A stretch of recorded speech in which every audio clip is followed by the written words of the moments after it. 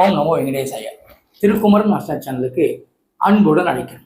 இன்று ஏப்ரல் 1 மிக சிறப்பான நாள். இன்று பௌர்ணமி. பௌர்ணமின்னு சொல்லும் பொழுது மிக முக்கியமான விசேஷம். நம்ம ஜோதிட சாஸ்திரத்தில் சந்திர தரிசனம் மிக மிக முக்கியம். இந்த சந்திர தரிசனம் எப்படி செய்யணும் இன்னும் அதை பற்றி விவரம் உங்களுக்கு சொல்கிறேன். இந்த சந்திர தரிசனம் என்ன பலன்றது உங்களுக்கு தெரிவிக்கிறேன். இந்த சந்திர தரிசனம் இரவு 8 மணிலேருந்து 9 மணிக்குள்ளே நம்ம வீட்டில் இருந்தோ இல்லை அலுவலகத்தில் இருந்தோ நமக்கு எங்கே இருக்கிறோம் அங்கேருந்து கிழக்கு பக்கம் பார்த்தோம்னா தெரியும். அந்த சந்திர பகவானை கையெடுத்து கும்பிட்டு, சந்திர பகவானே எனக்கு எல்லா சுபிட்சத்தையும் கொடுன்னு கேளுங்க. உண்மையில் எல்லா சுபிட்சம் கிடைக்கும். முழு நிலவு பௌர்ணமின்றது எல்லாருக்கும் தெரியும். பௌர்ணமி நம்ம வேண்டது எல்லாமே நமக்கு கிடைக்கும். முழுமையாக கிடைக்காத முழு நிலவு. அதே மாதிரி பார்த்தீங்கன்னா அந்த காயத்ரி மந்திரம் 3 லைன் இருக்குது.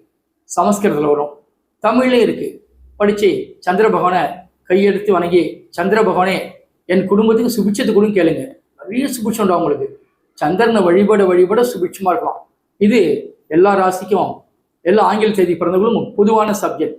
அதுலேயும் குறிப்பாக பார்த்தாக்கா அஸ்ட்ராலஜி படி சந்திர திசை நடக்கிறவங்க, 2வது மற்ற திசையில் சந்திர புத்தி நடக்கிறவங்க, இவங்கள வழிபடுறது மேலும் நிறைய சுபிட்சத்தை கொடுக்கும். அதே நியூமராலஜி படி 2, 11, 20, 29 தேதி பிறந்தவங்க வழிபடுறது மிகப்பெரிய விசேஷம் உண்டாகும்.